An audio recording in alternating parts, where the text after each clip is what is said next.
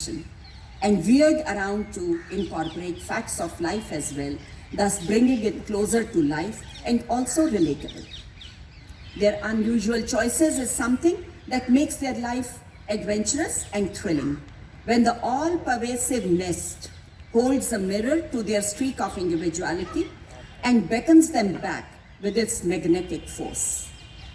Reclusive to the core, my characters yearn to have an emotional anchor and be loved. I have used the nest as a metaphor, a clinching factor, the center that can hold everything and everyone together. And hence the title, The Nest of the Recluse. The word nest comes with different connotations. First, it's a labor of love and rock-solid foundation based on mutual trust, love, and companionship. But it is also meant to fly away from and abandoned when the time is right for its inhabitants to venture out. And then it becomes a metaphor, a symbol for yearning and nostalgic retreat. All the characters in this novel fly away in search of their destinations and towards fulfillment of their dreams, but a longing to stay rooted and return to the nest persists, which provides the plot and the structure of the novel.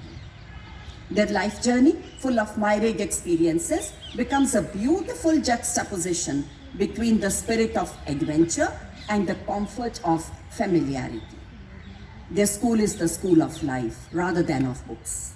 My novel is a mix of different, various facets of life: art, culture, ancient heritage, spiritualism, travel, and experimenting with different ways of living life.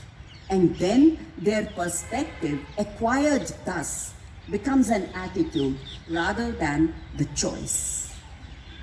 The title, The Nest of the Recluse, came after long such deliberation. The theme or the story too had been deeply entrenched in my mind for a long time, for a couple of years, and it finally found its outlet in the depiction of various situations and characters. As Henry James says in his essay, The Art of Fiction, published first in 1884, what is character but the determination of incident? What is incident but an illustration of character? The singular nuances of the characters simmered for a long time in my mind. I let them wander for their treasure hunt, allowed them the flights of their imagination, soar on their wings of poesy for relatable and attainable goals. But when the realization dawns upon them, the nest beckons them back with its innate charm and the subtle power of a magician. So the nest becomes the puppeteer and the protagonist with its flexible strings soaring, descending, or perfectly maintaining the balance alternately till they reach their own moment of enlightenment. The nest, therefore, can be likened to the abode of God, and the different individuals in a family become an integral part of that great soul which runs through every individual in the universe, as Walt Whitman says. My novel, like The Nest, has been a labor of love, thought, and feelings.